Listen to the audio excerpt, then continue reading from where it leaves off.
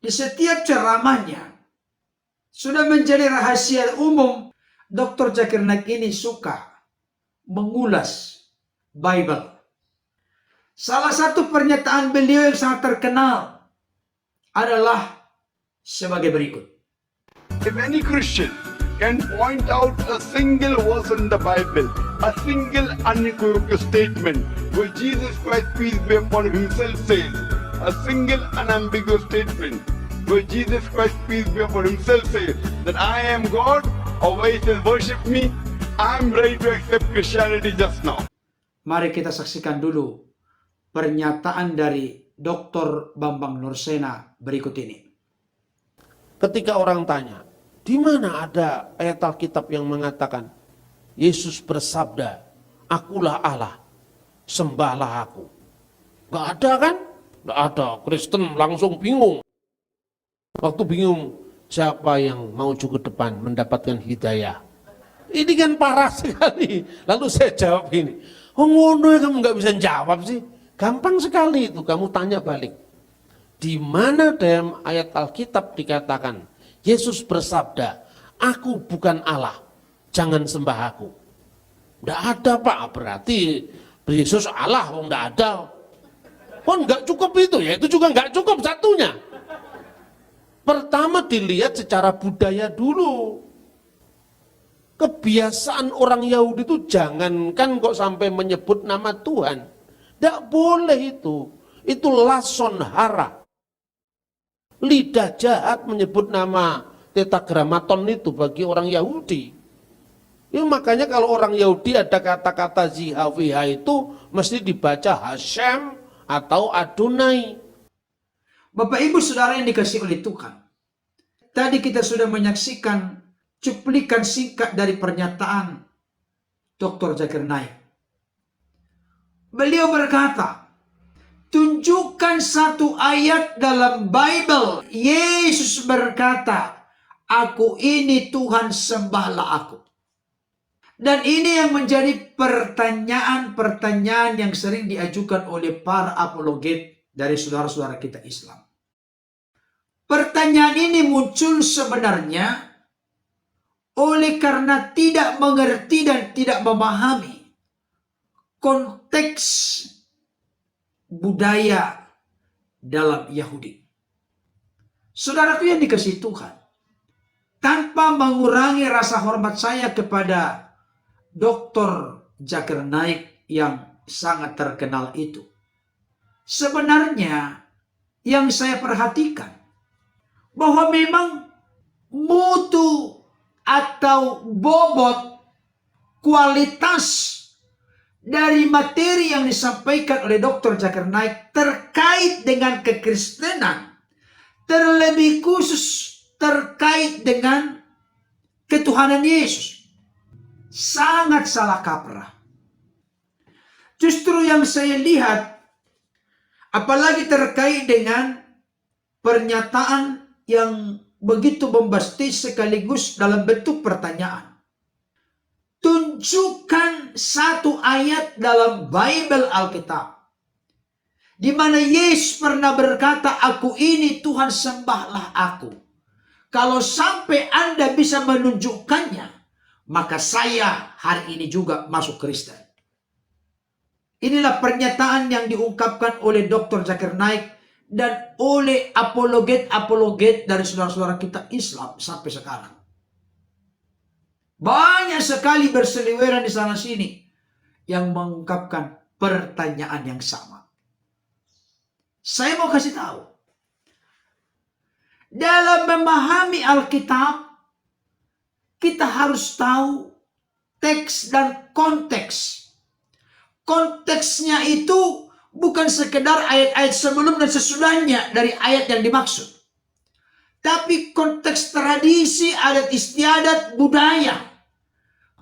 Kehadiran Alkitab itu bukan di ruang hampa, di ruang kosong, tapi dalam konteks Israel. Ini penting.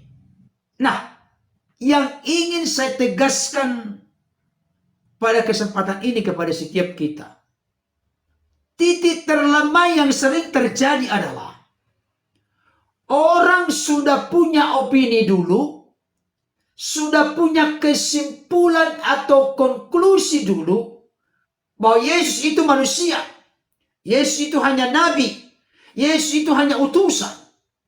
Maka dicarilah cara-cara, dicarilah argumentasi, baik itu bertitik tolak dari Alkitab maupun dari sumber-sumber lain. Ya mungkin buku-buku yang mengaku karangan Kristen, tapi sudah sebenarnya merupakan bidat atau kelompok-kelompok yang telah menyimpang dari ajaran kekristenan yang inti dan sebenarnya. Saudaraku yang dikasihi Tuhan, titik terlemahnya itu adalah mencoba memaksakan konsep seseorang memahami agamanya, dan konsep itu dipaksakan kepada agama atau keyakinan orang lain. Ini yang menjadi kesalahan fatal. Saya sering memberikan contoh praktis. Pertama, tidak mungkin peraturan sepak bola dipakai untuk menilai permainan bola voli.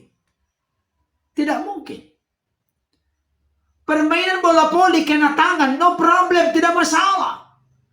Tapi ketika kena tangan di permainan sepak bola itu hands. Itu salah, itu pelanggaran. Maka wasit akan meniupkan peluit dengan segera karena kena tangan, hand. Biarlah peraturan sepak bola dipakai untuk menilai sepak bola. Tidak boleh di-change atau disilang peraturan sepak bola dipakai menilai permainan bola voli. Sebaliknya, peraturan bola voli tidak bisa dipakai untuk menilai sepak bola. Akan jadi amburadul nanti. Contoh lain, tidak mungkin Undang-Undang Dasar Amerika Serikat dipakai menilai Undang-Undang Dasar 1945. Sehebat, sejenius, sepintar apapun orang-orang Amerika, ketika mereka mencoba menilai Undang-Undang Dasar 1945 dari sudut pandang mereka mengerti, menghayati, meyakini, menghidupi Undang-Undang Dasar Amerika, tidak akan pernah ketemu. Itu adalah sesuatu yang tidak fair. Biarlah Undang-Undang Dasar Amerika untuk Amerika. Dan biarlah Undang-Undang Dasar 1945 menjadi undang-undang yang dimengerti, dinapasi, dihidupi, diyakini oleh warga negara Indonesia. Sepintar, sehebat apapun orang Amerika, adalah hal yang tidak wise, tidak bijaksana ketika mereka menilai Undang-Undang Dasar Indonesia dari sudut pandang mereka mengerti, memahami, meyakini, dan menghidupi Undang-Undang Dasar Amerika. Saya pikir ini perlu konkret. Saya pikir ini perlu jelas, perlu serius dan tegas. Inilah yang menimbulkan kesalahpahaman di antara agama-agama yang ada. Selalu berupaya menilai agama orang lain dari sudut pandang dia menilai agamanya. Bahkan yang lebih sering terjadi, bersikap sangat kritis kepada agama orang lain, tapi tidak bersikap kritis kepada agama sendiri. Di sisi lain ada juga yang menerapkan standar ganda. Ketentuan ini hanya berlaku untuk agamamu, tapi tidak berlaku untuk agama saya. Atau ketentuan ini hanya berlaku untuk agama saya, tapi tidak berlaku untuk kamu. Jadi ada sesuatu yang miss, sesuatu yang salah di sini. Oleh karena itu saya juga memberikan penegasan. Memang kalau kita mendalami doktrin ajaran kekristenan dari sudut historis sejarah, bahkan bertitik tolak dari penggalian eksplorasi Alkitab secara baik, benar, dan bertanggung jawab. Padahal Alkitab ini ditulis dalam ruang itu. Bahkan orang-orang yang menuliskan Alkitab ini adalah orang-orang yang berlatar belakang Yahudi, Israel. Kiranya ulasan yang praktis sederhana ini dapat menjadi berkat bagi kita. Tuhan Yesus memberkati. Amin.